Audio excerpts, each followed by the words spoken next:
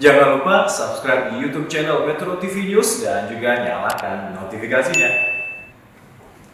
Baik, dan pemirsa, kami akan ajak Anda untuk melihat konferensi pers terkait dengan pemerintah yang menyampaikan penjelasan resmi terkait dengan Undang-Undang Cipta Kerja yang disampaikan oleh Menteri Koordinator Perekonomian Airlangga Hartarto dan juga didampingi oleh menteri-menteri lainnya. Media yang saya hormati.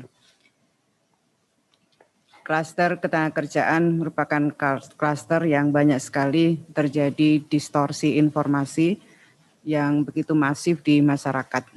Saya ingin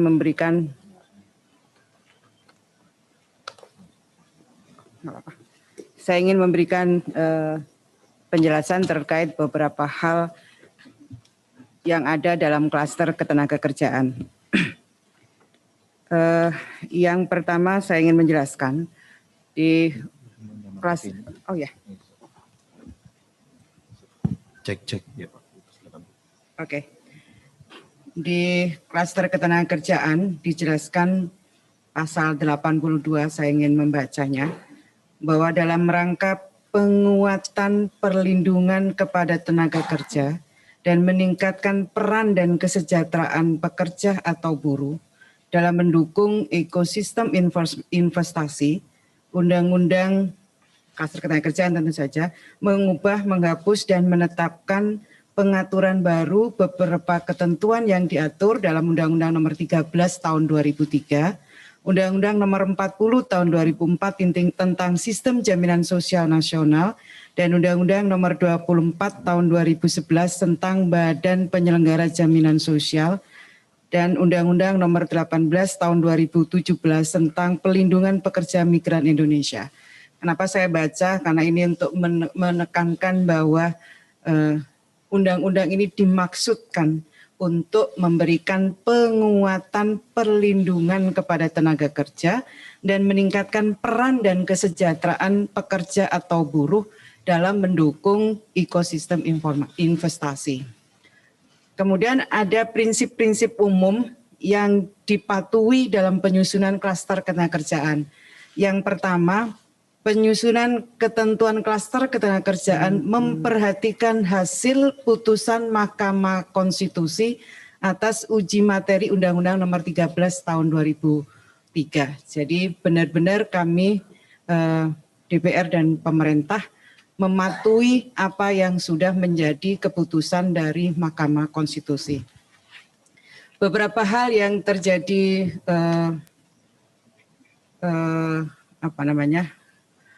pemelintiran isi dari Undang-Undang Klaster Ketenagakerjaan. Yang pertama tentang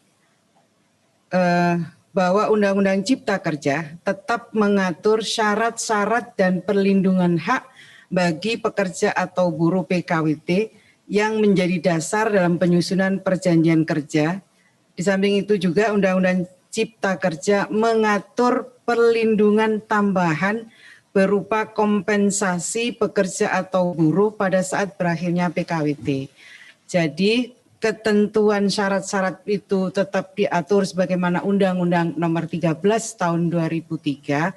Ada tambahan baru yang tidak dikenal dalam Undang-Undang 13 2003 yang itu adalah justru memberikan perlindungan kepada pekerja PKWT, yaitu adanya kompensasi kepada pekerja atau buruh pada saat berakhirnya PKWT.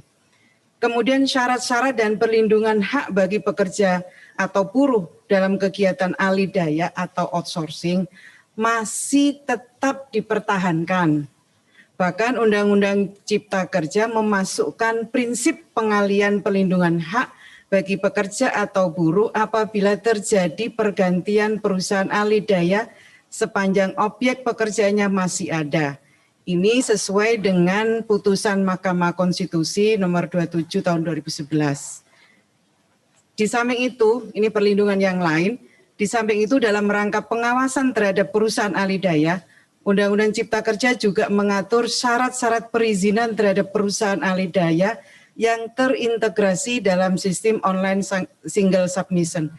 Jadi bisa terkontrol yang selama ini mungkin ada banyak perusahaan outsourcing yang tidak terdaftar, maka dengan undang-undang ini pengawasan kita bisa lakukan dengan baik karena harus terdaftar dalam sistem OSS. Kemudian yang berikutnya, ketentuan mengenai waktu kerja dan waktu istirahat. Ini banyak sekali yang terjadi banyak distorsi. Ini tetap diatur sebagaimana Undang-Undang 13 tahun 2003 dan menambah ketentuan baru mengenai pengaturan waktu kerja dan waktu istirahat pada sektor usaha dan pekerjaan tertentu. Ini kenapa diatur? Jadi undang-undang yang eksis tetap ada, tetapi kita mengakomodir tuntutan perlindungan bagi pekerja atau buruh pada bentuk-bentuk hubungan kerja dan sektor tentu yang di era ekonomi digital saat ini berkembang sangat dinamis seperti yang disampaikan oleh Pak Menko tadi. Jadi benar-benar kita mengakomodasi kondisi ketenaga kerjaan akibat adanya berkembang begitu cepatnya ekonomi digital. Kemudian Undang-Undang Cipta Kerja ini tetap mengatur hak-hak dan perlindungan bagi pekerja atau buruh sebagaimana tetap mengatur hak-hak dan perlindungan upah bagi pekerja atau buruh sebagaimana peraturan perundang-undangan existing Undang-Undang 13 tahun 2003 dan PP 78 tahun 2015. Jadi banyak yang berkembang bahwa upah minimum dihapus. Jadi upah minimum ini tetap kita atur, kemudian ketentuannya juga tetap mengacu Undang-Undang 13 2003 dan PP 78 2015. Memang selanjutnya akan diatur dengan peraturan pemerintah. Jadi lebih formulanya, lebih detailnya diatur dengan peraturan pemerintah. Terdapat penegasan variabel dan formula dalam penetapan upah minimum berdasarkan pertumbuhan ekonomi atau inflasi. Selain ketentuan mengenai upah minimum kabupaten kota juga tetap dipertahankan. Saya ulang untuk menegaskan bahwa upah minimum kabupaten kota tetap dipertahankan. Hal baru yang lain saya kira perlu saya sampaikan, Undang-Undang Cipta Kerja menghapus ketentuan mengenai penangguhan pembayaran upah minimum, jadi tidak bisa ditangguhkan. Ini clear disebutkan di Undang-Undang Cipta Kerja ini. Di samping itu juga dalam rangka memperkuat perlindungan upah bagi pekerja atau buruh, serta meningkatkan pertumbuhan sektor usaha mikro dan kecil, Undang-Undang Cipta Kerja ini mengatur ketentuan pengupahan bagi sektor usaha mikro dan kecil. Jadi perluasan kesempatan kerja juga kita harapkan dari UMKM kita dan akan diatur pengupahannya dalam Undang-Undang Cipta Kerja. Sekali lagi kita harus berpikir memberikan perlindungan itu tidak hanya kepada pekerja formal saja, tapi juga kita harus juga memastikan perlindungan bagi pekerja pada sektor usaha mikro dan kecil. Kemudian dalam rangka perlindungan kepada pekerja atau buruh yang menghadapi proses pemutusan hubungan kerja, RUU Cipta Kerja tetap mengatur mengenai ketentuan persyaratan dan tata cara PHK. Jadi tidaklah benar kalau dipangkas ketentuan dan syarat tata cara PHK. Tetap diatur sebagaimana Undang-Undang 13 2003. Yang juga saya perlu sampaikan bahwa Undang-Undang Cipta Kerja tetap memberikan ruang bagi serikat pekerja atau serikat buruh dalam memperjuangkan kepentingan anggotanya yang sedang mengalami proses PHK. Kita sama sekali tidak meniadakan peran-peran serikat pekerja, serikat buruh dalam mengadvokasi anggotanya ketika mengalami persoalan PHK dengan pengusahanya. Undang-Undang Cipta Kerja semakin mempertegas pengaturan mengenai upah proses bagi pekerja atau buruh selama PHK masih dalam proses penyelesaian perselisihan hubungan industrial sampai adanya putusan pengadilan yang berkekuatan hukum tetap. Ini juga sebagaimana ketentuan MK tahun 2011. Ketika ada proses PHK itu masih dalam proses, maka buruh masih mendapatkan upah. Ini ditegaskan di Undang-Undang Cipta Kerja. Sekali lagi karena kami tadi mengatakan bahwa kita mengikuti keputusan MK, maka upah proses pun lebih ditegaskan di Undang-Undang Cipta Kerja. Kemudian dalam rangka memberikan jaminan sosial bagi pekerja atau buruh yang mengalami PHK, Undang-Undang Cipta Kerja mengatur ketentuan mengenai program jaminan kehilangan pekerjaan yang manfaatnya berupa uang tunai, akses informasi pasar kerja, dan pelatihan kerja. Undang-undang ini lebih memberikan kepastian bahwa hak pesangon itu diterima oleh pekerja atau buruh dengan adanya skema di samping pesangon yang diberikan oleh pengusaha, pekerja mendapatkan jaminan kehilangan pekerjaan yang ini tidak dikenal dalam Undang-Undang 13 2003. Jaminan kehilangan pekerjaan yang manfaatnya berupa cash benefit, vocational training, dan pelatihan kerja. Ini yang kita tidak jumpai, tidak diatur dalam Undang-Undang 13 2003.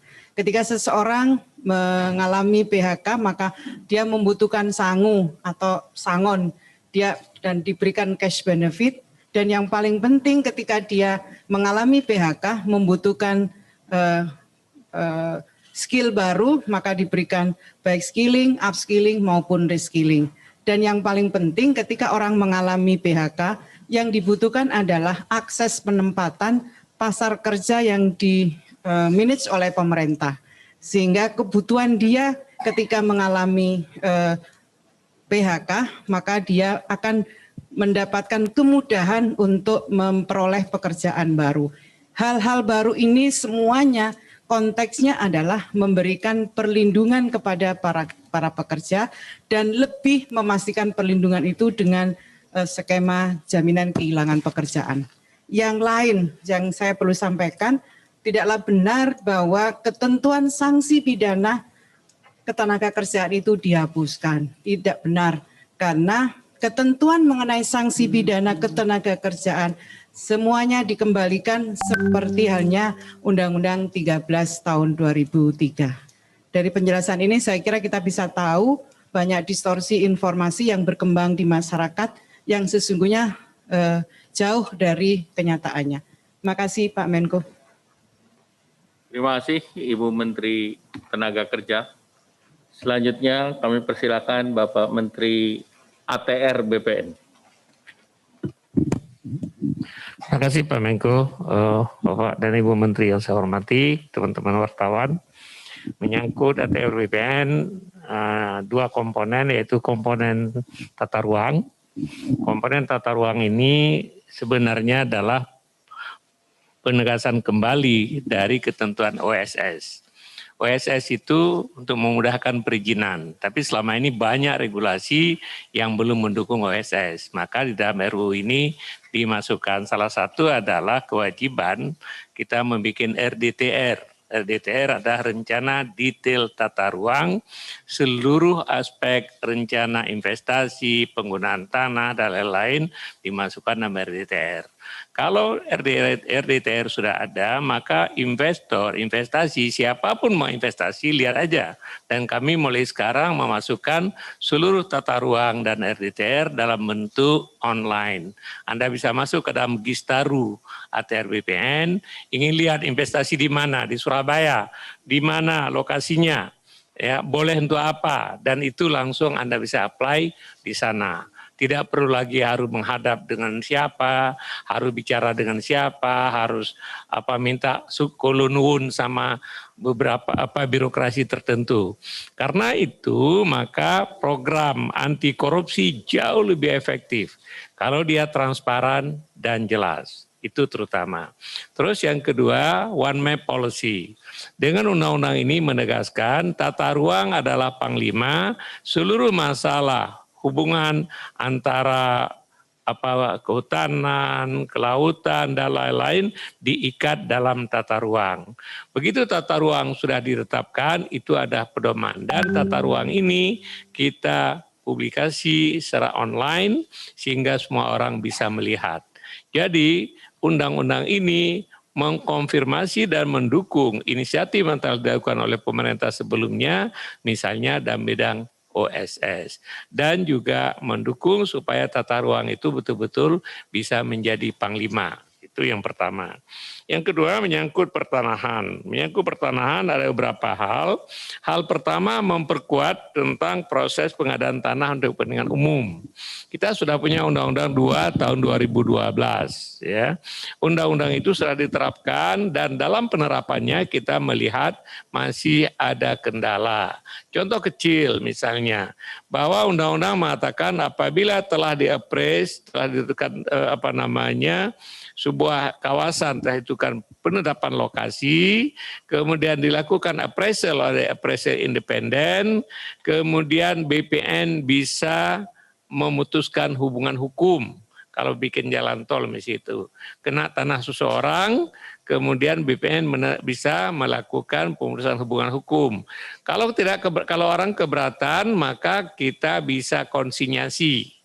Selama ini konsinyasi ini beda-beda pandangan antara pengadilan satu dengan pengadilan lain. Oleh sebab itu di undang-undang ini menegaskan bahwa konsinyasi adalah itu bagian dari kewajiban yang ditetapkan oleh undang-undang. Itu misalnya. Terus yang kedua memperkuat HPL. HPL itu selama ini sudah dikenal dan cukup lama. HPL itu sudah dikenal. Kita perkuat HPL, intinya apa? Dengan HPL itu ya tanah negara itu akan tetap menjadi tanah negara yang dipegang oleh pemegang HPL. Di atasnya bisa diberikan hak yang lain dengan kepastian waktu yang ditetapkan. Kemudian hal yang lain lagi adalah bank tanah. Bank tanah ini banyak orang yang confused gitu karena istilah bank tanah. Walaupun di bidang perkebunan, orang-orang yang bergerak di bidang pertanian dan bergerak di bidang properti, bank tanah itu ada istilah standar dan itu istilah yang berlaku di dunia internasional. Apa fungsi bank tanah? Seperti fungsi bank yang lain, bank tanah berfungsi intermediari. Kita mengumpulkan tanah, kemudian kita bagikan tanah kembali atau kita redistribusi dengan pengaturan yang ketat. Bank tanah ini memungkinkan kita, negara memberikan tanah untuk rumah rakyat di perkotaan dengan harga yang sangat murah bahkan gratis. Bank tanah bisa kemudian tanah misalnya HGU yang terlantar kita ambil masukkan ke bank tanah kemudian 100% diredistribusi ke masyarakat. Undang-undang mewajibkan setiap bidang tanah yang dimiliki oleh bank tanah paling sedikit 30% untuk reforma agraria, paling sedikit. Tetapi dalam praktek nanti kalau tanah-tanah pertanian, tanah HGU yang terlantar, HGU yang habis, tidak diperpanjang, itu 100% akan kita redistribusikan ke masyarakat. Mungkin teman-teman melihat kota kita ini di seluruh kota di Indonesia sprawling. Ya, Jakarta itu sudah sampai ke Cikampek, sekarang bagian dari Jakarta. Begitu berkembang, orang-orang miskin semakin menderita karena harus tinggal makin jauh di pusat kota. Kenapa? Karena negara tidak punya tanah. Maka bank tanah itu dimaksudkan adalah supaya negara mempunyai tanah yang bisa digunakan dengan mekanisme otoriti yang dimiliki oleh Kementerian ATR. Sehingga harusnya orang yang kurang beruntung harusnya tinggal di pusat kota. Orang yang mampu commute tinggal di luar kota. Maka kota-kota di masa akan datang tidak akan sprawling. Kemudian hal yang lain lagi Anda lihat di kota-kota kita paling miskin dengan taman. Kenapa? Karena negara nggak punya tanah. Ya, nah dengan ada bank tanah ini mudah-mudahan di masa akan datang taman akan lebih mudah kita bikin dari atas bank tanah. Pengalaman negara lain misalnya Singapura dulu, Singapura awal masalahnya itu tanah milik negara cuma sekitar 30 atau 40%. Hari ini dengan konsep bank tanah yang dikelola oleh Singapore Land Authority, jumlah tanah yang dikontrol langsung oleh negara bertambah dan bertambah di setiap tahun begitu. Jadi sebenarnya ada pemahaman yang keliru karena selama ini ada orang mengatakan bank tanah itu menghidupkan domain verklaring, ya. Itu domain verklaring ketentuan hukum Belanda yang mengatakan tanah yang tidak ada pemiliknya adalah milik negara. Bukan. Bank tanah itu adalah untuk penataan tanah sehingga tanah-tanah yang tidak optimum, tanah-tanah yang terlantar, tanah-tanah yang tak bertuan itu ditampung oleh negara untuk diatur dan diredistribusikan kembali kepada masyarakat. Kemudian bank tanah ini kita juga menyadari bahwa lembaga seperti ini harus diawasi. Oleh sebab itu bank tanah nanti ada organnya, ada komite bank tanah terdiri pada para menteri, ya, tidak boleh walaupun ini sebenarnya kewenangan Menteri ATR, tapi saya mengatakan tidak boleh menteri sendiri mengatur, maka akan ada komite, paling sedikit 3 menteri nanti duduk sebagai komite bank tanah untuk menetapkan policy. Kemudian yang kedua ada dewan pengawas. Kita punya pengalaman selama ini kadang-kadang organisasi yang begitu powerful tidak ada yang awasi. Dalam hal ini kita bikin pengawas dan pengawas itu dari 2 komponen. Komponen yang ditunjuk oleh pemerintah dan komponen yang ditunjuk oleh dari profesional. Yang pemerintah juga dari profesional bisa atau nanti dicari orang-orang yang ngerti masalah. Yang kedua ada komponen orang-orang profesional. Orang profesional ini dipilih oleh pemerintah kemudian di-approve oleh Dewan Perwakilan Rakyat. Dengan demikian bank tanah ini akan diawasi secara cukup bagus sehingga tujuan bank tanah yang kita dirikan itu akan memberikan manfaat sebagaimana yang diinginkan. Kemudian Anda mendengar misalnya akan diberikan hak rumah untuk orang asing. Kita tidak ada ubah apapun ketentuan yang ada dalam pokok agraria. Ya, orang asing yang punya rumah tanah landed house, undang-undang agraria boleh punya hak pakai. Kita tetap, ya kan? Yang dibenarkan di sini adalah rumah susun. Rumah susun selama ini teknis. Banyak para ahli hukum mengatakan bahwa rumah orang asing nggak boleh memiliki rumah susun. Karena apa? Di bawahnya ada tanah bersama. Tanah bersama itu kalau 1.000 meter rumah bangun tapak untuk rumah susun, kemudian ada 1.000 ruang, 1.000 apartemen, maka masing-masing punya 1 meter. Ya, kalau 1.000 karena tanah itu dibagi sesuai dengan jumlah apartemen tanah bersama. Karena ada 1 meter itu bagi pemilik rumah itu nggak peduli dengan tanah 1 meter. Tapi karena konstruksi hukum HGB tidak boleh dimiliki oleh orang asing, maka selama ini terjadi perdebatan. Sebenarnya yang kita bolehkan adalah pemilikan ruang yang namanya sarusun. Nah, di undang-undang ini kemudian membuat demikian, kalau orang asing beli maka tanah bersama dia tidak ikut. Tapi kalau tanah itu dijual kepada orang Indonesia kembali, maka tanah bersama kembali milik bersama. Ya, jadi saudara sekalian, apa yang dilakukan undang-undang ini secara overall adalah sebenarnya praktek-praktek pemerintah terbaik yang selama ini kita tidak bisa lakukan karena banyak sekali undang-undang yang arkaik, undang-undang yang sangat sektoral, undang-undang yang conflicting satu sama lain, itu yang di-streamline oleh Undang-Undang Cipta Kerja ini.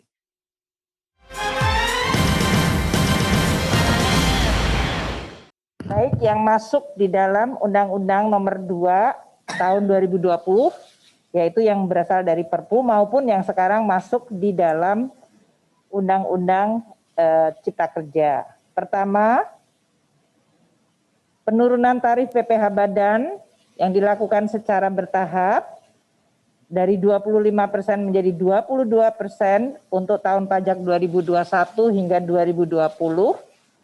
Dan menjadi 20% untuk tahun pajak 2023 dan seterusnya, serta 3% lebih rendah untuk wajib pajak yang go public, itu telah diatur di dalam Undang-Undang Nomor 2 Tahun 2020, yang tadinya di dalam Perpu. Ini ada di dalam Omnibus Perpajakan awal. Kemudian kita juga menyampaikan untuk penghapusan PPh atas dividen dari dalam negeri dan pengaturan non-objek PPh atas bagi laba dari sisa hasil usaha koperasi. Ini untuk ditegaskan. Juga untuk dana haji yang dikelola oleh Badan Pengelola Keuangan Haji atau BPKH itu tidak menjadi objek pajak penghasilan. Ini untuk penegasan karena selama ini selalu ada dispute. Kemudian kita juga memasukkan penyesuaian tarif PPh pasal 26 atas bunga dan penyertaan modal dalam bentuk aset atau in-bank yang tidak terutang pajak pertambahan nilai. Di dalam Omnibus Ciptaker ini juga di dalam rangka untuk mendorong agar dana dari para pemilik modal lebih produktif, disebutkan bahwa dividen yang berasal dari luar negeri oleh pemilik orang Indonesia apabila dia ditanamkan dalam bentuk investasi di Indonesia, dia tidak dipajaki. Jadi tujuannya adalah agar kalau mereka mendapatkan dividen ya tidak dalam bentuk cash yang kemudian masuk atau tetap berada di luar negeri dan tidak masuk ke Indonesia. Tapi kita mengencourage untuk bisa masuk ke Indonesia dividennya itu dan ditanamkan dalam kegiatan investasi. Baru dia bebas pajak. Apabila dia tidak, maka dia terkena aturan perpajakan pajak penghasilan. Ini memang tujuannya adalah untuk mendorong, memberikan support, dukungan, mengencourage dari para pemilik dana agar dananya itu menjadi produktif dalam bentuk investasi. Jadi ini menjadi satu ekosistem yang bersama, kemudahan berusahanya dilakukan, dananya asal untuk investasinya juga diberikan insentif kalau menanamkan modal, dia bebas pajak. Apabila dia tidak menganggur, dia kena pajak. Itu tujuannya adalah supaya kita bisa mendorong dana-dana bisa menjadi lebih produktif. Kita juga memasukkan agar kepatuhan wajib pajak dan wajib pajak yang lebih melakukan compliance atau kepatuhan secara sukarela. Dalam hal ini termasuk melakukan relaksasi hak pengkreditan pajak masukan bagi para pengusaha kena pajak. Dan kita juga mengatur ulang di dalam undang-undang ini sanksi administrasi pajak dan besaran imbalan bunganya.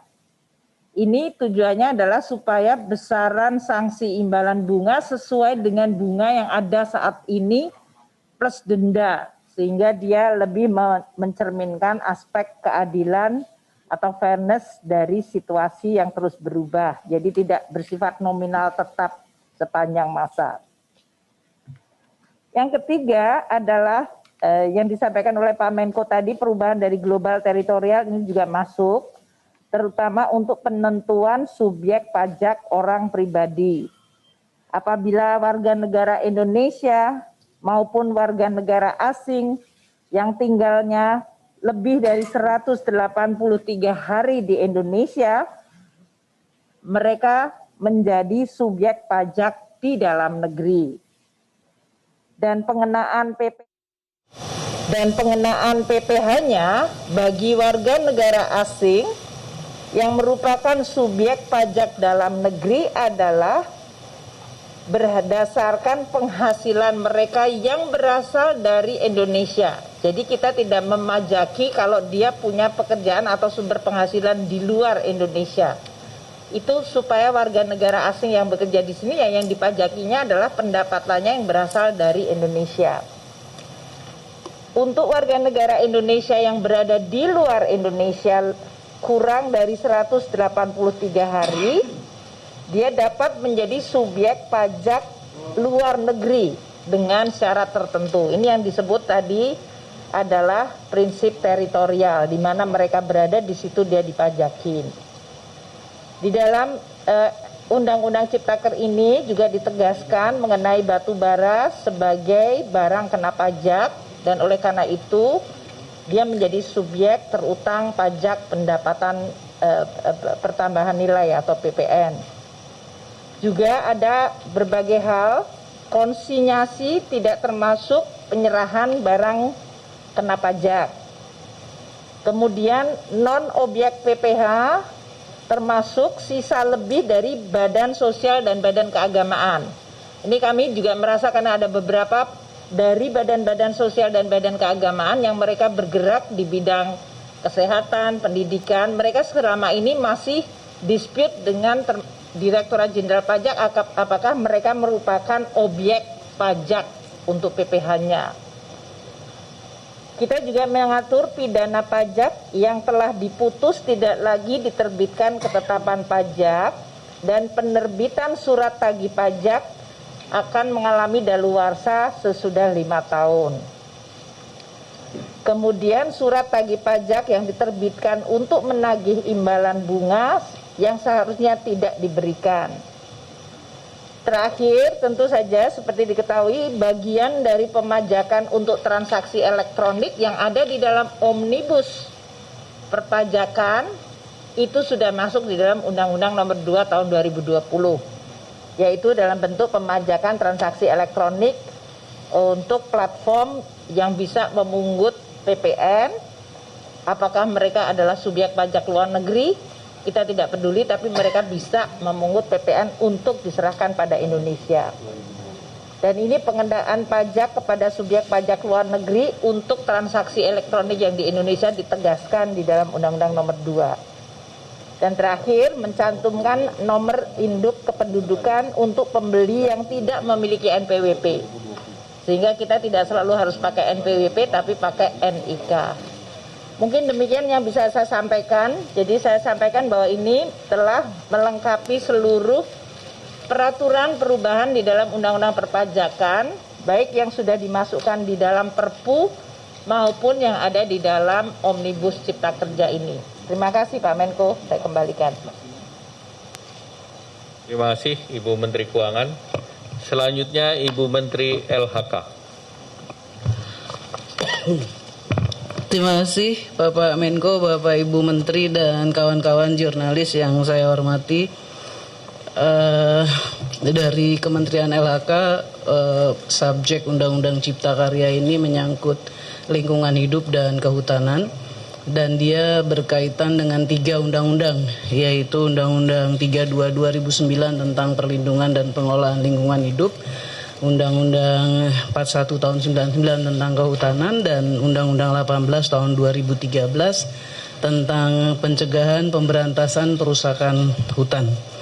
Undang-undang ini tadi Pak Menko sudah jelaskan sangat penting, terutama bagi labor force, bagi angkatan kerja baru, dan bagi kami, bagi KLHK, pentingnya ini bertambah, yaitu dengan menyelesaikan berbagai masalah yang telah menahun puluhan tahun, seperti masalah-masalah konflik tenurial dalam kaitan dengan kawasan hutan, masalah kriminalisasi terhadap masyarakat lokal di dalam dan di sekitar kawasan hutan, termasuk masyarakat hukum adat, juga masalah-masalah yang berupa kebun-kebun di dalam kawasan hutan. Undang-undang ini bagi subjek Kementerian Lingkungan Hidup dan Kehutanan itu jelas menunjukkan keberpihakannya kepada masyarakat, yaitu bisa kita lihat di dalam undang-undang ini mengedepankan restoratif justice. Jadi artinya apa-apa bukan main pidana, masyarakat tidak dengan gampang dikriminalisasi misalnya.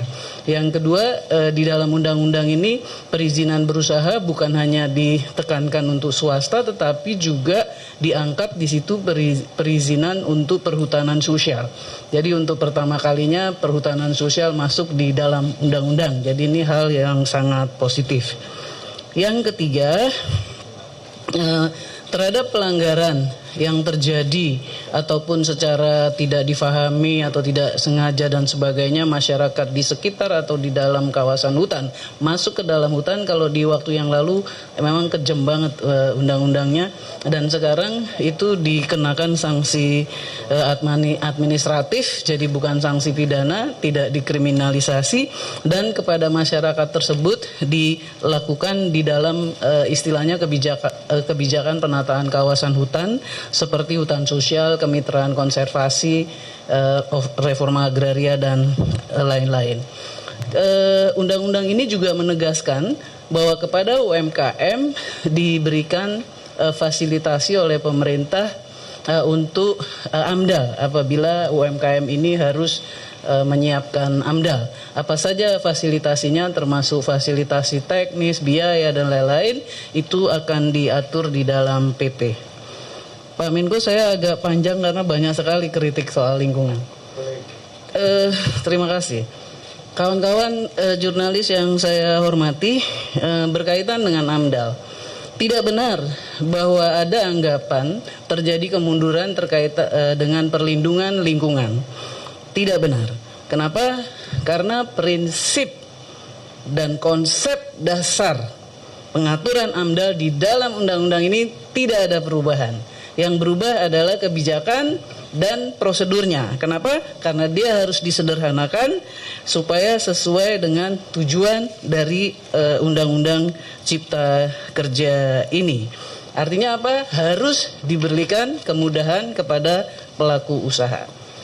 Undang-undang ini juga sebetulnya bukan menghapus izin lingkungan, tetapi mengintegrasikan izin lingkungan kepada izin berusaha.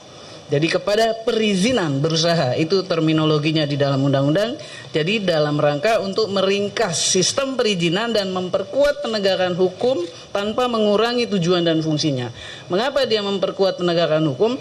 Karena kalau di waktu yang lalu ada masalah dengan lingkungan, izin lingkungannya dicabut, tetapi usahanya bisa aja berjalan. Sekarang berarti lebih kuat. Kenapa? Karena kalau ada masalah di lingkungan, karena dia menjadi dasar dalam perizinan berusaha, lalu digugat perizinan berusahanya karena ada masalah lingkungan, jadi itu bisa langsung kena kepada perizinan berusaha. Oleh karena itu tidak benar apabila dikatakan bahwa undang-undang ini melemahkan perlindungan lingkungan. Jadi posisinya seperti itu. Dan tidak benar juga pandangan bahwa berarti tidak bisa ada gugatan terhadap persoalan karena lingkungan. Tidak benar, karena justru dia bisa digugat kepada perizinan berusahanya dengan segala alasan dan sebagainya. Oleh karena itu, seperti saya katakan, ini jadi makin kuat. Kenapa? Karena di dalam pasal di dalam undang-undang ini disebutkan bahwa perizinan berusaha dapat dibatalkan apabila satu persyaratan yang diajukan dalam permohonan perizinan berusaha mengandung cacat hukum, kekeliruan, penyalahgunaan, serta ketidakbenaran dan atau pemalsuan data, dokumen, dan atau informasi. Kemudian yang kedua, apabila penerbitannya tanpa memenuhi syarat sebagaimana tercantum dalam keputusan kelayakan lingkungan hidup atau pernyataan kesanggupan pengelolaan lingkungan hidup, atau apabila kewajiban yang ditetapkan dalam dokumen AMDAL atau UKL-UPL tidak dilaksanakan oleh penanggung jawab atau kegiatan. Kemudian tentang risk-based approach, artinya pendekatan berdasarkan risiko, itu memang ada diskusinya, tapi Pak Menko saya lihat di dalam perkembangannya mulai ada pemahaman tentang risk-based approach itu. Karena yang penting berarti AMDAL-nya masih ada untuk yang berdampak penting dan beresiko tinggi dan sebagainya. Kemudian di dalam undang-undang ini yang paling penting bahwa perizinan berusaha mensyaratkan tadi persyaratan NSPK yang mengandung enforcement. Oleh karena itu tadi seperti Pak Menko katakan bahwa NSPK menjadi kunci. Dan Kementerian LHK dalam prakteknya nanti akan mengikuti bagaimana enforcement-nya. Ini semua nanti akan diatur di dalam PP-nya. Jadi jelas bahwa fungsi persetujuan lingkungan adalah sebagai dasar pertimbangan pengambilan keputusan penyelenggaraan usaha dan atau kegiatan atau izin usaha atau perizinan berusaha. Kemudian ada lagi di luar pertanyaan-pertanyaan terkait dengan Komisi Penilai AMDAL. Kawan-kawan, sebagai informasi bahwa 1 tahun itu kira-kira dokumen AMDAL yang harus dianalisis itu sampai 1.500. Oleh karena itu kita melakukan adjustment terhadap Komisi Penilai AMDAL. Dan ini dipersoalan juga di luar kelihatannya di dalam diskursnya, di dalam diskursusnya. Saya ingin menegaskan bahwa dasar pemikiran penggantian sistem komisi penilaian AMDAL dengan sistem uji kelayakan adalah berdasarkan evaluasi dan praktek empirik yang ada selama ini yang menyulitkan. Sehingga mungkin difahami oleh semua pihak di berbagai tempat bahwa kok lama sekali ya AMDALnya dan sebagainya. Oleh karena itu ini disesuaikan prosedurnya, sistemnya disesuaikan, yaitu dengan penerapan sistem uji kelayakan oleh lembaga uji kelayakan, sehingga terjadilah standarisasi sistem. Konsepnya dilakukan oleh uji kelayakan yang dibentuk oleh pemerintah pusat. Dalam melaksanakan tugasnya, dia membantu gubernur, bupati, wali kota melaksanakan kewenangan menerbitkan persetujuan lingkungan. Jadi dengan mekanisme ini maka dipastikan uji kelayakan dilaksanakan sesuai NSPK dan terstandarisasi. Jumlah tim uji kelayakan yang membantu gubernur, bupati, wali kota nanti disesuaikan dengan beban penilaian AMDAL di masing-masing daerah sehingga keterlambatan AMDAL akibat tumpukan beban dapat dihindari. Nah, tim uji kelayakan ini adalah para ahli nanti yang akan banyak terlibat. Dan kepadanya sebagai anggota dipersyaratkan harus memiliki sertifikat agar dokumen AMDAL yang digunakan dapat dipertanggungjawabkan secara saintifik ilmiah. Kemudian berkembang juga di luar bahwa di dalam proses AMDAL ini katanya keterlibatan masyarakat tidak ada atau dikecil-kecilkan. Nah ini di dalam konsep ini keterlibatan masyarakat adalah dalam penyusunan dokumen AMDAL dilakukan dengan melibatkan masyarakat yang terkena dampak langsung terhadap rencana usaha atau kegiatan. Focusing pelibatan masyarakat pada masyarakat terkena dampak langsung adalah untuk memberikan perhatian lebih terhadap kepentingan masyarakat yang terkena dampak langsung dari rencana usaha atau kegiatan. Dari hasil evaluasi, selama ini kepentingan masyarakat terkena dampak langsung sering terdilusi oleh kepentingan lain di luar kepentingan masyarakat yang terkena dampak langsung. Namun demikian tetap membuka ruang bagi pemerhati lingkungan dan LSM pembina masyarakat yang terkena dampak. Kemudian berkembang lagi katanya pemerintah pusat ngendorin atau narik peran pengawasan. Undang-undang ini mengatur tentang pengawasan. Jadi kalau nggak salah di pasal 30 berapa begitu ya. Pemerintah pusat atau pemerintah daerah sesuai dengan kewenangannya berdasarkan NSPK yang ditetapkan wajib melakukan pengawasan penanggung jawab usaha dan atau kegiatan terhadap perizinan berusaha atau persetujuan pemerintah pusat dan pemerintah daerah. Jadi nggak benar kalau dibilangin bahwa daerah kewenangan pengawasannya kemudian ditarik. Kemudian undang-undang ini juga mengatur secara sistematis tentang sanksi pelanggaran administratif sepanjang pelanggarannya tidak mengandung unsur malverse. Pengenaan sanksinya dalam undang-undang ini dilakukan dengan prinsip ultimum remedium yang mengedepankan pengenaan sanksi administratif ketimbang sanksi pidana. Jadi dalam hal tindakan sanksi administratif atau pidana dilakukan oleh korporasi, selain pidana penjara atau denda terhadap pengurusnya, terhadap korporasi juga dapat dikenai denda administratif atau denda pidana dengan pemberatan yang lebih besar dari denda pokoknya. Kemudian jenis-jenis sanksi juga di sini ditegaskan sanksi administratif dan pidana.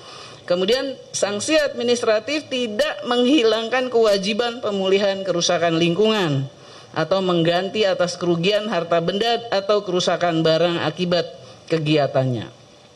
Tujuan untuk sanksi administratif yaitu untuk sifat pembinaan kepada pemegang perizinan berusaha yang melakukan pelanggaran agar memenuhi ketentuan yang tertuang dalam perizinan berusaha.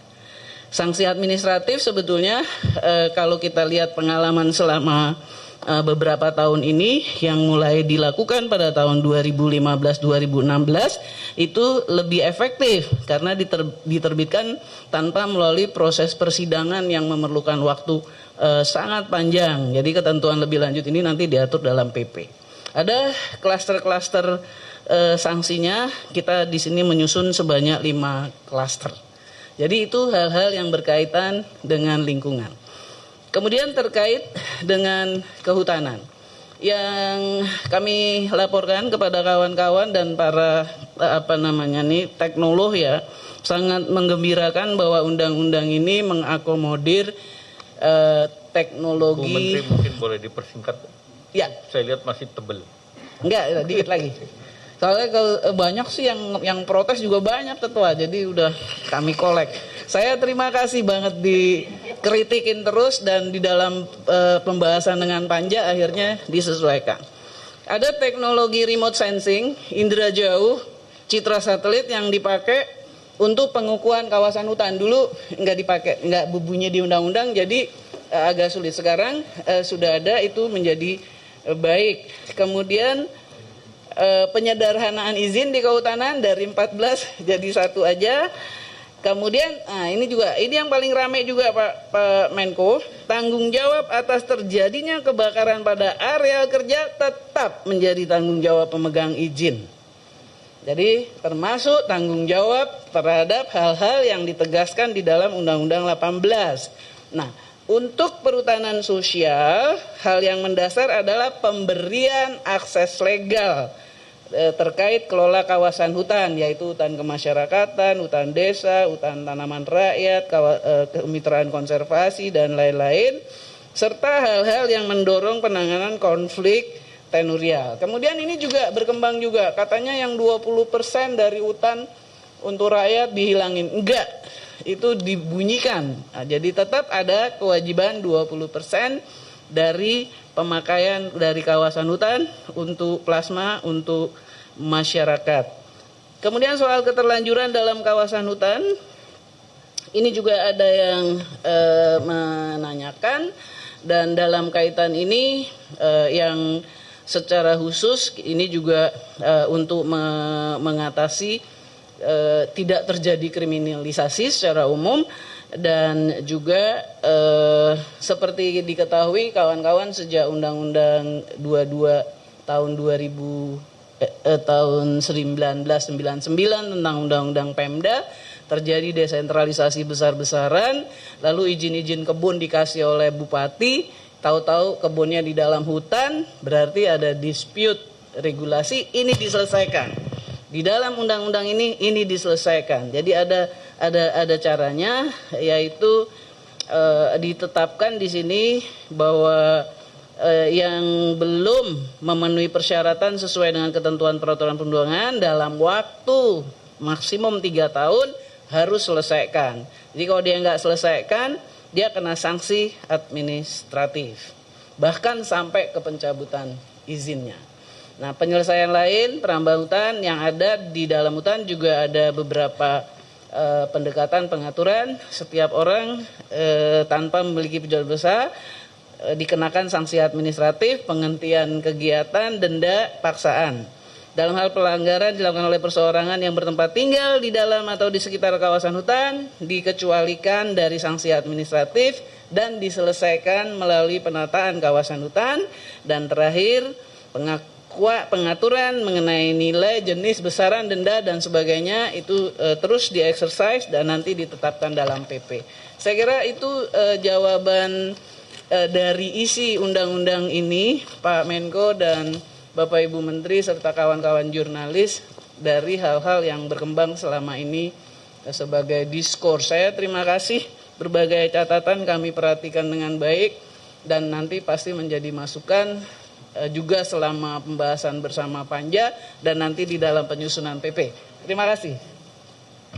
Baik, yang masuk di dalam Undang-Undang Nomor 2 Tahun 2020, yaitu yang berasal dari Perpu maupun yang sekarang masuk di dalam Undang-Undang Cipta Kerja. Pertama,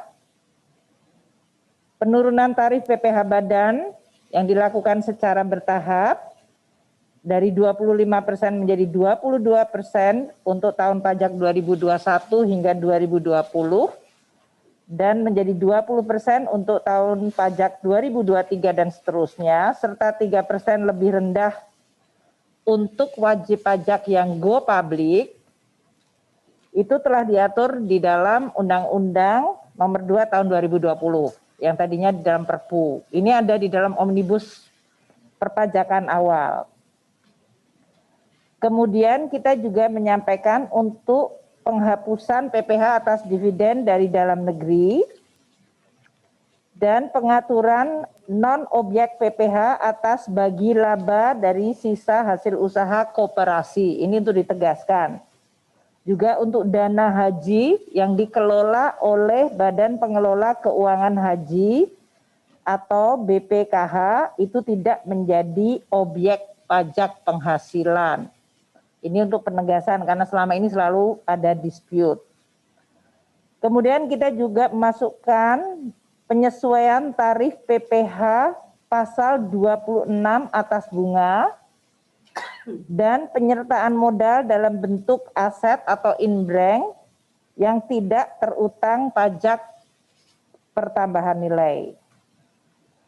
Di dalam Omnibus Ciptaker ini juga di dalam rangka untuk mendorong agar dana dari para pemilik modal lebih produktif, disebutkan bahwa dividen yang berasal dari luar negeri oleh pemilik orang Indonesia apabila dia ditanamkan dalam bentuk investasi di Indonesia, dia tidak dipajaki.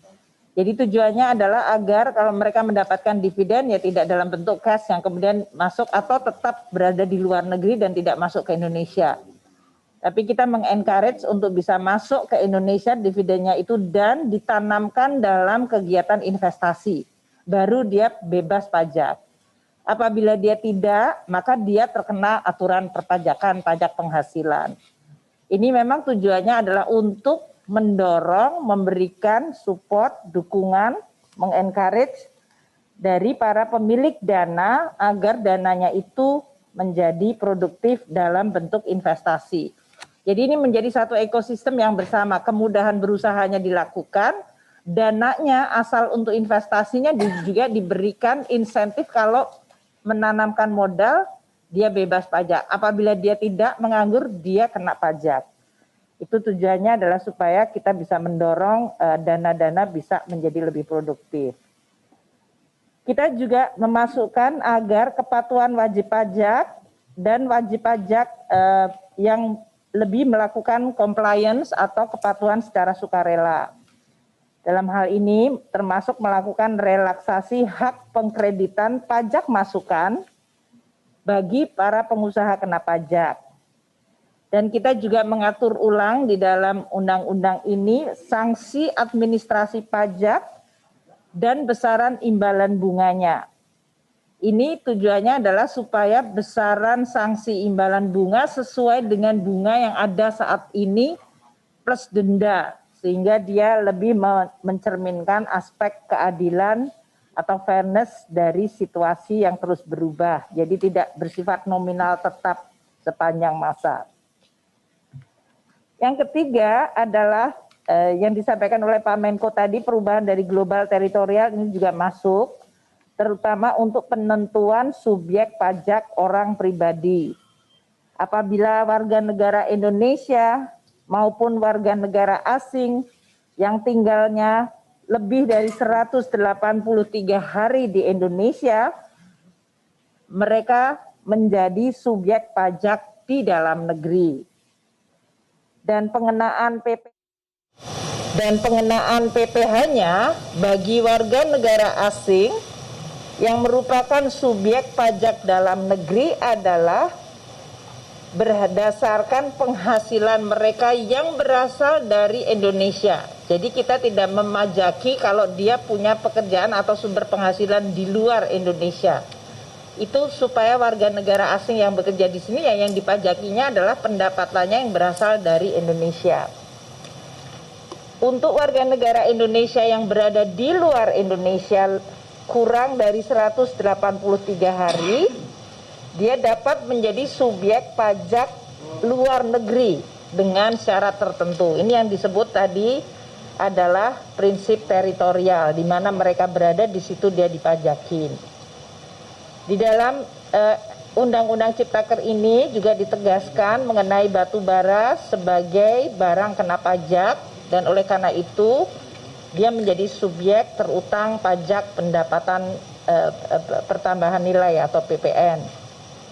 Juga ada berbagai hal, konsinyasi tidak termasuk penyerahan barang kena pajak.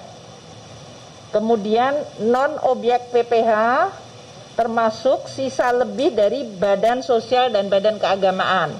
Ini kami juga merasa karena ada beberapa dari badan-badan sosial dan badan keagamaan yang mereka bergerak di bidang kesehatan, pendidikan, mereka selama ini masih dispute dengan Direktorat Jenderal Pajak apakah mereka merupakan objek pajak untuk PPh-nya. Kita juga mengatur pidana pajak yang telah diputus tidak lagi diterbitkan ketetapan pajak, dan penerbitan surat tagih pajak akan mengalami daluarsa sesudah 5 tahun. Kemudian surat tagih pajak yang diterbitkan untuk menagih imbalan bunga yang seharusnya tidak diberikan. Terakhir, tentu saja seperti diketahui, bagian dari pemajakan untuk transaksi elektronik yang ada di dalam Omnibus Perpajakan itu sudah masuk di dalam Undang-Undang Nomor 2 Tahun 2020, yaitu dalam bentuk pemajakan transaksi elektronik untuk platform yang bisa memungut PPN. Apakah mereka adalah subjek pajak luar negeri? Kita tidak peduli, tapi mereka bisa memungut PPN untuk diserahkan pada Indonesia. Dan ini pengendalian pajak kepada subjek pajak luar negeri untuk transaksi elektronik yang di Indonesia ditegaskan di dalam Undang-Undang Nomor 2. Dan terakhir, mencantumkan nomor induk kependudukan untuk pembeli yang tidak memiliki NPWP. Sehingga kita tidak selalu harus pakai NPWP, tapi pakai NIK.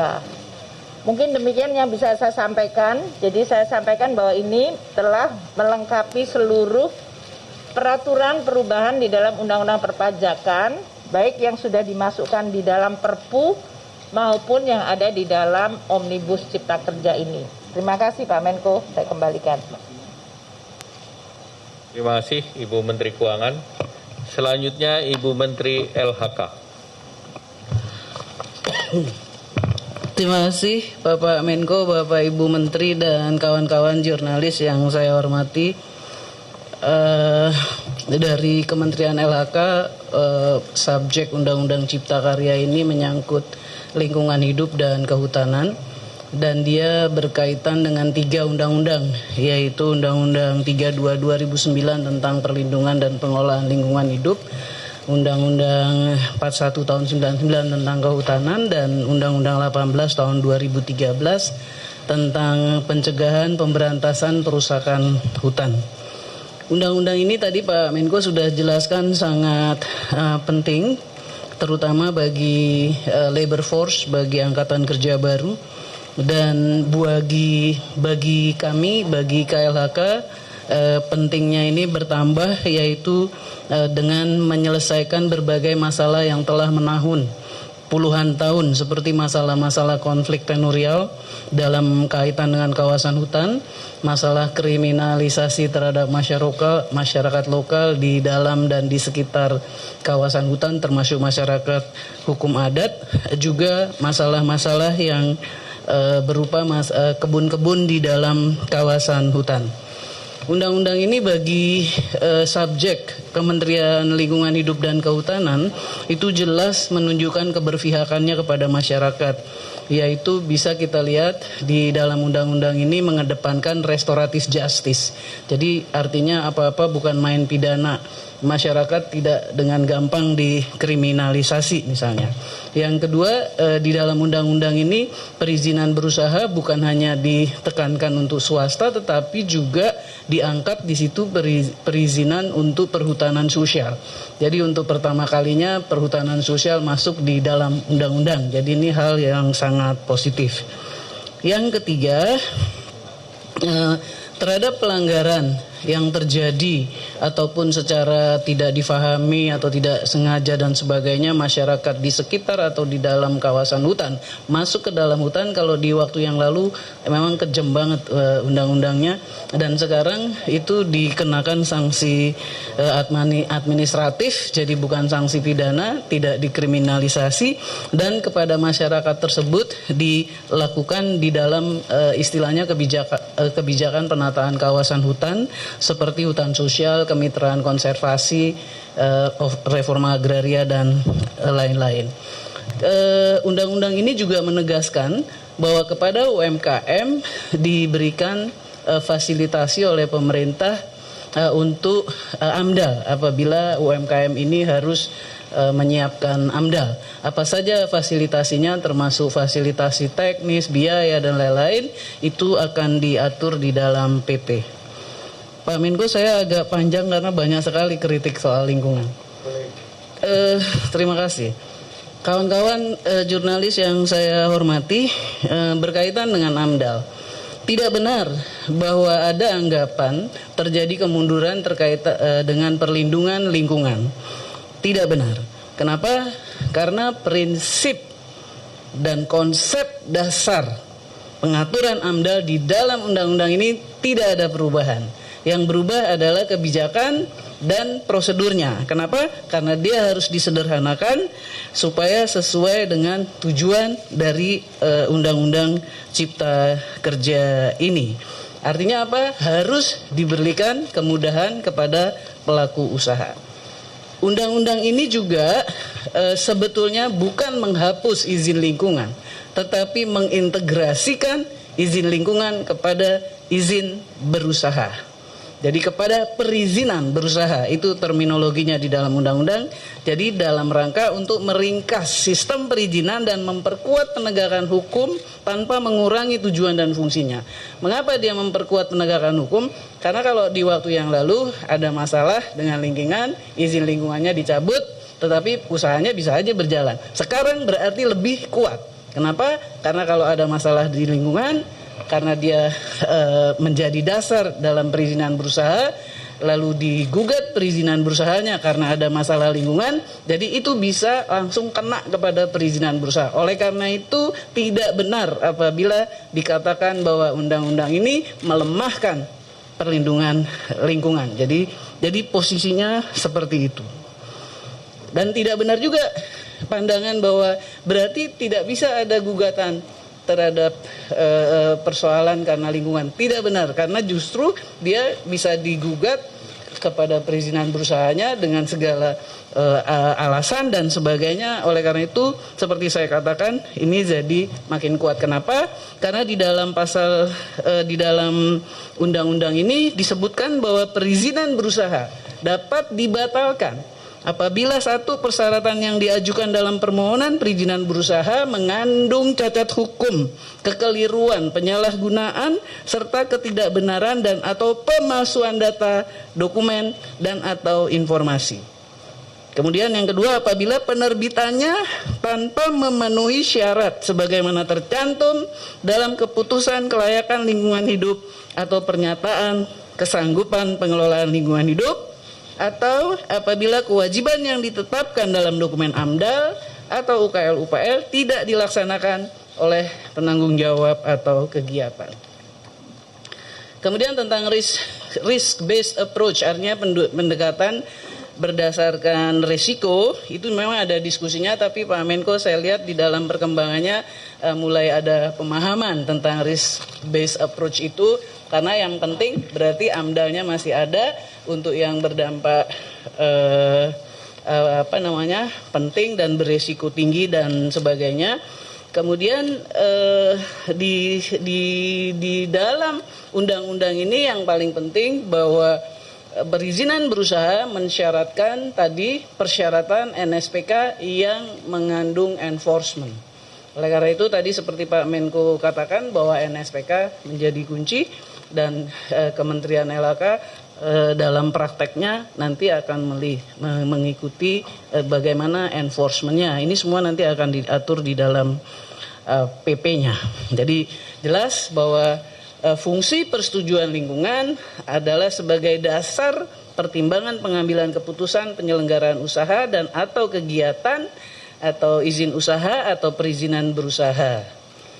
Kemudian ada lagi di luar pertanyaan-pertanyaan terkait dengan Komisi Penilai AMDAL. Kawan-kawan, sebagai informasi bahwa 1 tahun itu kira-kira dokumen AMDAL yang harus dianalisis itu sampai 1.500.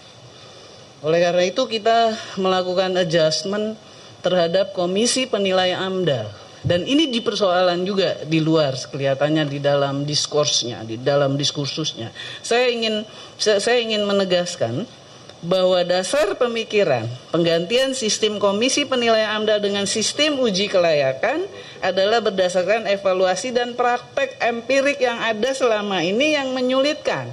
Sehingga mungkin difahami oleh semua pihak di berbagai tempat bahwa kok lama sekali ya AMDALnya dan sebagainya. Oleh karena itu ini disesuaikan prosedurnya, sistemnya disesuaikan, yaitu dengan penerapan sistem uji kelayakan oleh lembaga uji kelayakan, sehingga terjadilah standarisasi sistem. Konsepnya dilakukan oleh uji kelayakan yang dibentuk oleh pemerintah pusat. Dalam melaksanakan tugasnya, dia membantu gubernur, bupati, wali kota melaksanakan kewenangan menerbitkan persetujuan lingkungan. Jadi dengan mekanisme ini, maka dipastikan uji kelayakan dilaksanakan sesuai NSPK dan terstandarisasi. Jumlah tim uji kelayakan yang membantu gubernur, bupati, wali kota nanti disesuaikan dengan beban penilaian AMDAL di masing-masing daerah sehingga keterlambatan AMDAL akibat tumpukan beban dapat dihindari. Nah, tim uji kelayakan ini adalah para ahli nanti yang akan banyak terlibat dan kepadanya sebagai anggota dipersyaratkan harus memiliki sertifikat agar dokumen AMDAL yang digunakan dapat dipertanggungjawabkan secara saintifik ilmiah. Kemudian berkembang juga di luar bahwa di dalam proses AMDAL ini katanya keterlibatan masyarakat tidak ada atau dikecil-kecilkan.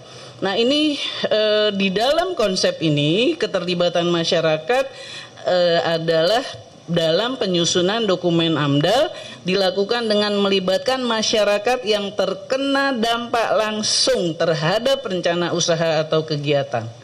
Focusing pelibatan masyarakat pada masyarakat terkena dampak langsung adalah untuk memberikan perhatian lebih terhadap kepentingan masyarakat yang terkena dampak langsung dari rencana usaha atau kegiatan. Dari hasil evaluasi, selama ini kepentingan masyarakat terkena dampak langsung sering terdilusi oleh kepentingan lain di luar kepentingan masyarakat yang terkena dampak langsung. Namun demikian tetap membuka ruang bagi pemerhati lingkungan dan LSM pembina masyarakat yang terkena dampak. Kemudian berkembang lagi katanya pemerintah pusat ngendorin atau narik peran pengawasan. Undang-undang ini mengatur tentang pengawasan. Jadi kalau nggak salah di pasal 30 berapa begitu ya.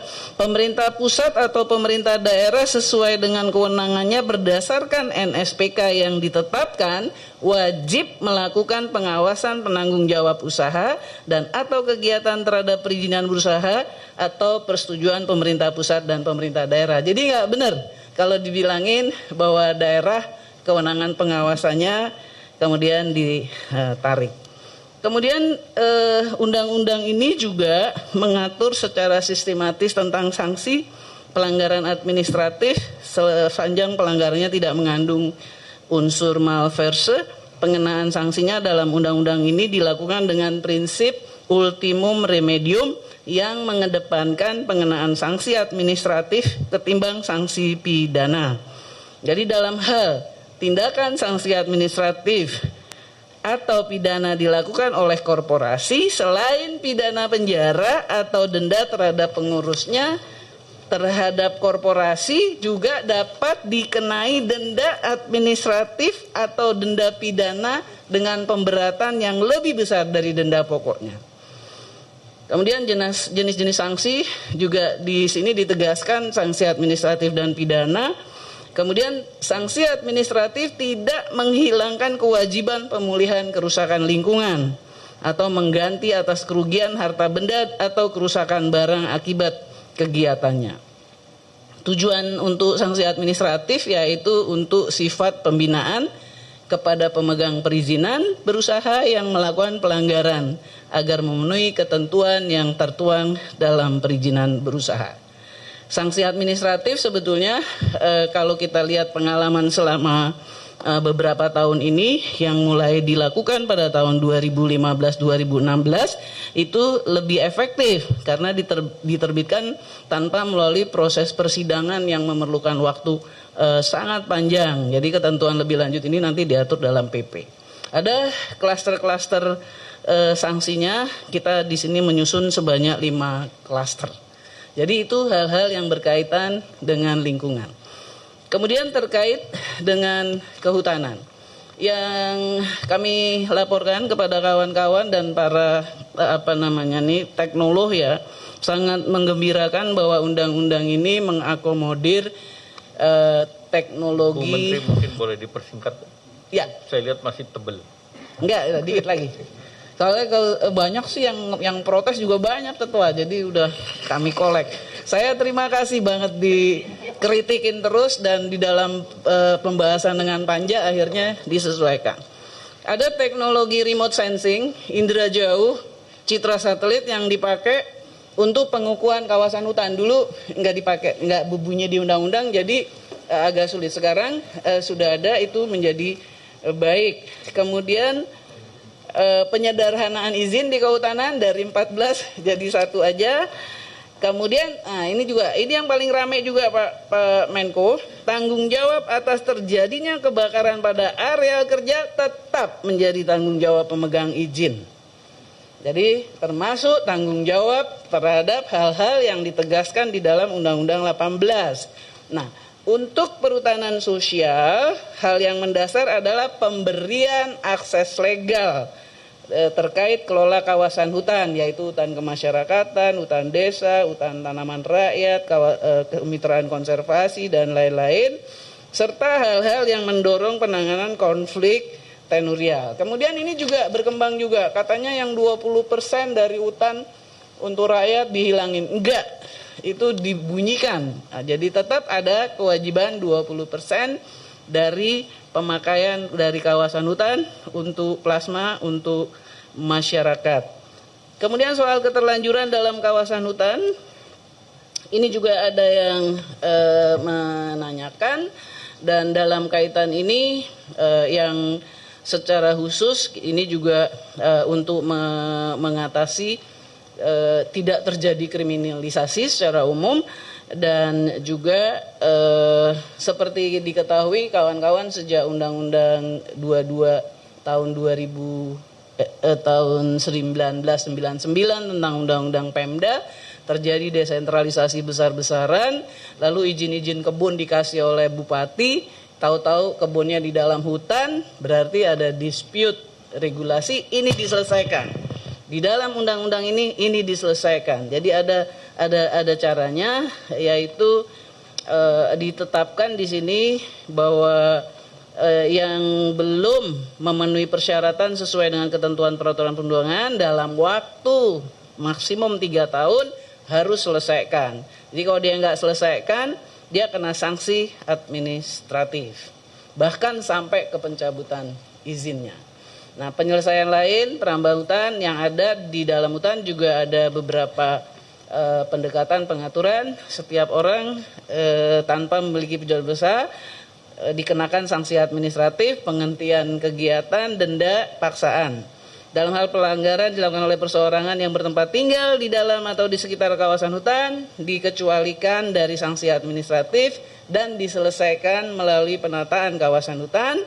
Dan terakhir, pengaturan mengenai nilai, jenis, besaran denda dan sebagainya itu terus di-exercise dan nanti ditetapkan dalam PP. Saya kira itu jawaban dari isi undang-undang ini, Pak Menko dan Bapak Ibu Menteri serta kawan-kawan jurnalis. dari hal-hal yang berkembang selama ini sebagai diskurs. Saya terima kasih, berbagai catatan kami perhatikan dengan baik dan nanti pasti menjadi masukan juga selama pembahasan bersama Panja dan nanti di dalam penyusunan PP. Terima kasih. Terima Klub Saluto, bikin gak bisa satu. Kers kriuk, teksturnya wah, nutrisinya gak pelit. Krim keju tebel, gigitnya gak bikin sebel. Dari tetangga sampai anak sekolah semua minta nambah.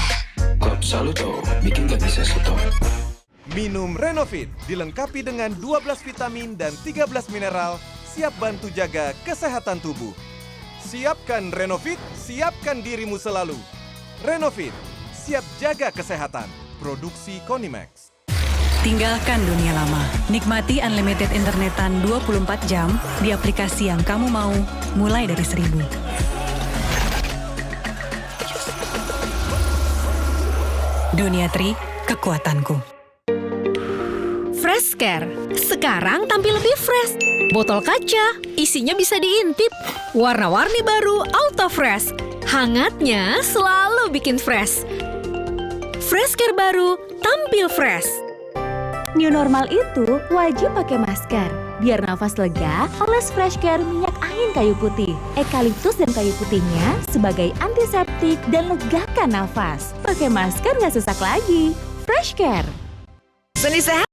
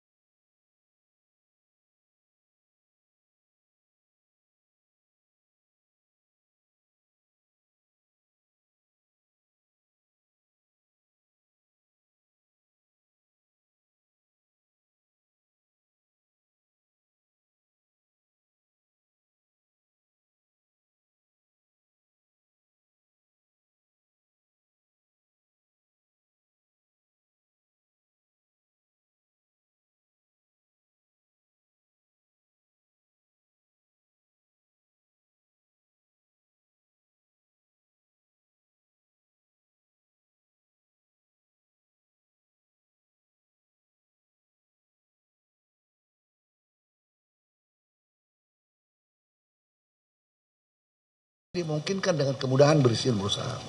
Paten dimudahkan prosesnya. Merek dimudahkan proses jadi percepat. Ya, menjadi 120 hari. Ya. Yang biasanya sampai berapa bulan, undang-undangnya begitu karena memang prosesnya menyangkut seleksi merek yang jangan sampai ada double dan lain-lainnya. Maka sekarang kemudahan itu kita lakukan.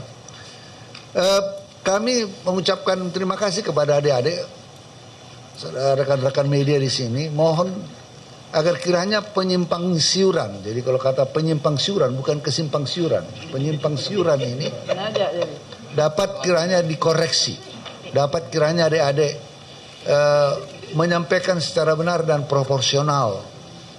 Ya, kasihan rakyat kita kalau ini seolah-olah sesuatu yang sangat eksklusif. Pembahasannya sangat terbuka, ya, walaupun relatif cepat. Dibahas dalam panja dengan melalui online streaming, ya. Jadi ini tidak ada, dan masukan-masukan baik dari fraksi-fraksi semua dibahas, semua terbuka. Jadi ini mohon adik-adik bisa menyampaikannya secara baik. Juga di sini mengenai klaster administrasi pemerintahan. Untuk mempercepat ini memang ada pikir, wah mengapa pemerintah daerah dihilangkan? Tidak dihilangkan. Diberi waktu, perizinan tetap ada di daerah yang sesuai dengan kewenangannya, tetapi diberi batas. Perlu diberi batas waktu. Kalau tidak jalan, ya memang harus ditarik ke pusat, tentu dengan NSPK. Jadi ini yang tidak kadang-kadang diputarbalikkan seolah-olah resentralisasi. Tidak ada resentralisasi. Bahwa ketentuan konstitusi kita mengatakan presiden adalah pemegang kekuasaan pemerintahan, itu jelas. Bahwa UMKM, ini terobosan kreatif di account to UMKM. Ini semua adalah karena sudah dia menjadi badan hukum yang selama ini perbankan sungkan. Badan usaha DAK bisa mengintervensi kemudahan berusaha untuk menolong usaha-usaha mikro, usaha kecil dan menengah. Jadi ini yang kami ingin sampaikan, bahwa diskresi pemerintahan, diskresi presiden demi kepentingan nasional sesuai ajas pemerintahan yang baik, berdasarkan alasan yang objektif, tidak menimbulkan konflik kepentingan, dilakukan dengan itikat baik. Maksudnya apa? Jika ada bottleneck di pemerintahan, baik di pemerintahan pusat maupun di pemerintahan daerah, presiden sebagai pemegang kekuasaan pemerintahan menurut pasal 1 ayat 1 konstitusi kita dapat mengambil diskresi. Jadi ini yang penting kami sampaikan sebagai catatan-catatan. Mudah-mudahan dengan kehadiran rekan-rekan di sini dapat lebih menjelaskan secara proporsional apa sebenarnya rencana undang-undang Cipta Kerja ini. Terima kasih. Terima kasih Bapak Menteri LHK. Mohon maaf Bapak Menteri Kumham. Karena dari tadi LHK terus, jadi ketutup Pak yang lain. Kami ingin mengundang yang sedang FitCon, Bapak Menteri ESDM. Silakan Pak.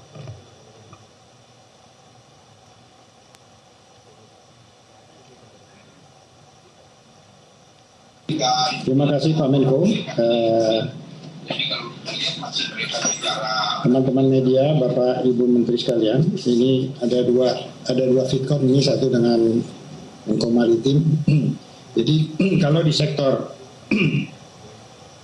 ESDM, Undang-Undang Cipta Kerja ini tidak terlalu, intinya adalah bagaimana bisa memudahkan investasi, bagaimana bisa meningkatkan nilai tambah daripada sumber daya alam yang ada, ya, supaya memang bisa investasi bisa masuk, bisa menyerap tenaga kerja.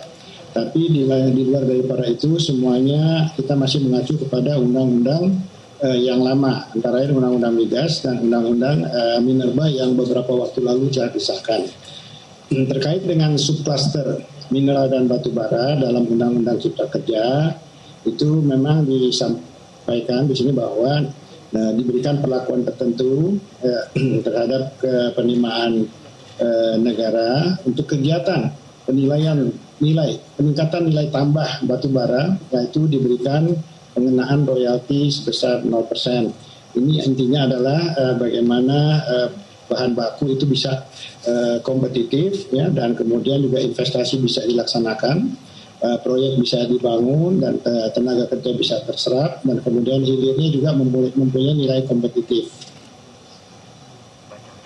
Kemudian juga terkait dengan hal yang lain itu mengenai masalah sanksi, ya sanksi yang terkait dengan pekerjaan di bidang minerba, khususnya di batubara, minerba. Itu antara lain kegiatan usaha yang memiliki izin usaha pertambangan, izin usaha pertambangan khusus, rakyat, penambangan batuan yang telah memenuhi ketentuan itu apabila dirintangi atau diganggu kegiatan usahanya, maka ini diberikan pidana ya terhadap pihak yang melakukan gangguan. Di luar daripada itu ada lagi subklaster minyak dan gas bumi itu masih tetap mengacu kepada Undang-Undang Nomor 22 Tahun 2001 ya, di mana rincian lanjutnya ini sebetulnya akan dibahas di dalam rancangan Undang-Undang Migas yang sudah akan dimulai di tahun 2021.